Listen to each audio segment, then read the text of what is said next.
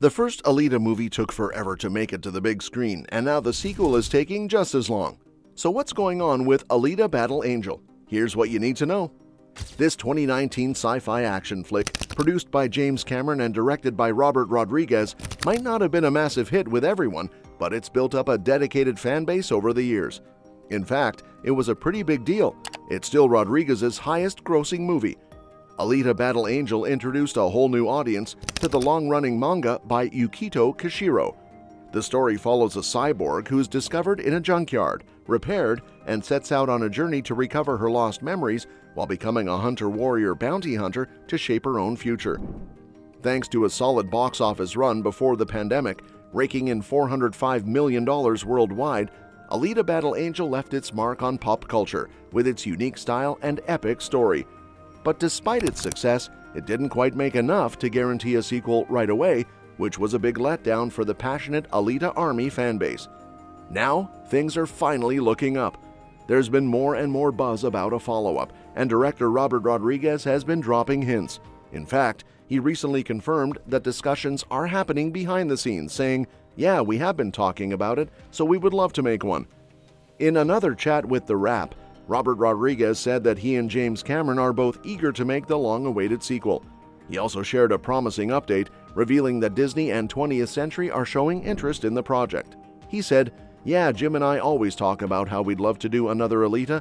That studio was bought by another studio. They're starting to make movies now, but that for a while 20th Century wasn't making any of their movies. I think now you're seeing a few rolling out. We would love to." James Cameron has made it clear that he's got not one, but two Alita sequels in development. In June 2023, he hinted that things are moving forward, saying, "And on Avatar, I'm working in Wellington and Los Angeles, and on the new Alita Battle Angel films, I'll be working in Austin, so it just didn't make sense for us anymore." Cameron is obviously busy with Avatar 3, but he's just as passionate about Alita.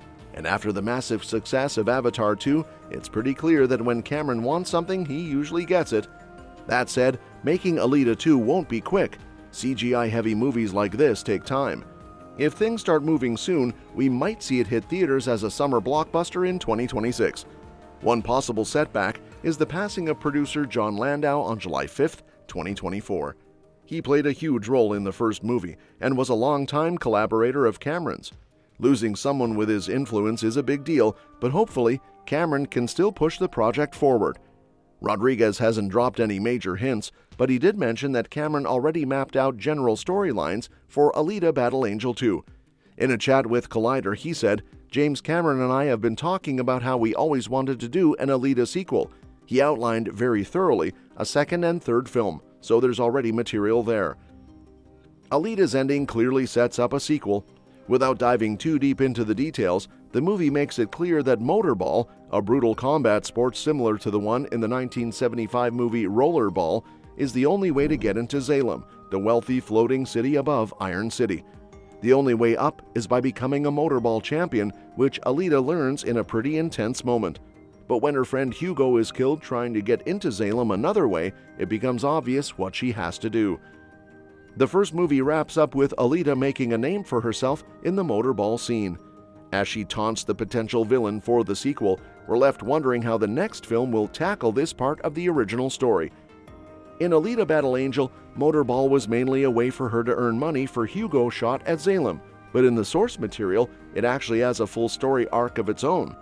Since making movies comes with time constraints, the sequel might either cram a shortened version of the motorball arc into the story or skip it entirely to move on to the next big chapter. I'm excited for that, but I'm just as hyped to see Rosa Salazar as Alita again. This role was a big breakout moment for her, and her performance is a huge reason why Alita was so compelling. Even though she mainly did motion capture and voice work for the CG character, she brought a real sense of humanity and charm to Alita, making her even more memorable for audiences.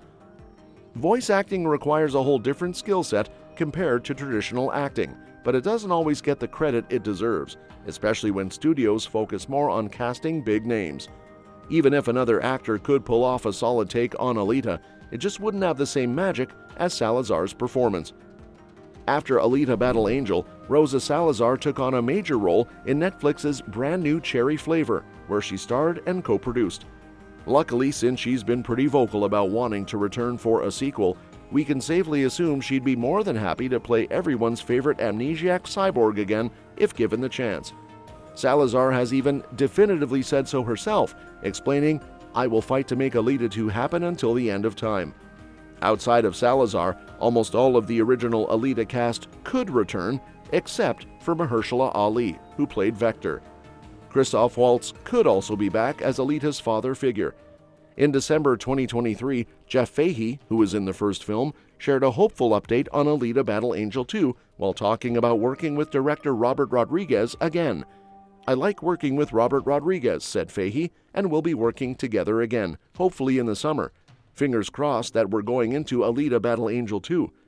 This optimistic update seems to suggest that Fahey will reprise his role as Bounty Hunter McTeague. "I liked his part, but I'm most excited to see Edward Norton return as the villain." Alita Battle Angel ended on a major cliffhanger, but one detail we haven't really touched on is Edward Norton's super brief, uncredited appearance. There's no way to know for sure who will be in the sequel, but it's pretty safe to assume Rosa Salazar would be back as Alita. Edward Norton plays Nova, the mysterious overlord of Salem who spends most of the movie pulling strings from behind the scenes. He taunts Alita and her friend throughout the film before finally showing up in person at the end, watching her rise through the ranks in Motorball with a smirk as she challenges him. If a sequel happens, it's clear that Nova is set up to be the main villain moving forward, especially since Vector, the first movie's antagonist, is presumed dead after Alita ran him through with her Damascus sword.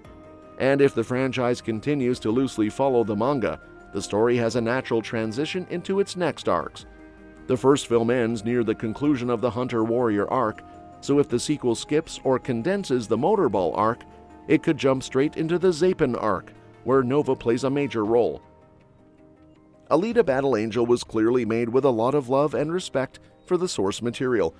If you've never read the manga, it still stands on its own as a visually stunning and well-crafted sci-fi action film, not just mindless spectacle. But if a sequel never happens, or you just can't wait anymore, you might want to check out the original manga series or the 1993 two-part OVA. That's all for now. Are you excited for Alita Battle Angel 2, or do you think the wait has been too long? Let me know what you think in the comments below. And don't forget to subscribe, because we'll be covering more updates on this soon and other exciting upcoming movies and series. We'll see you next time.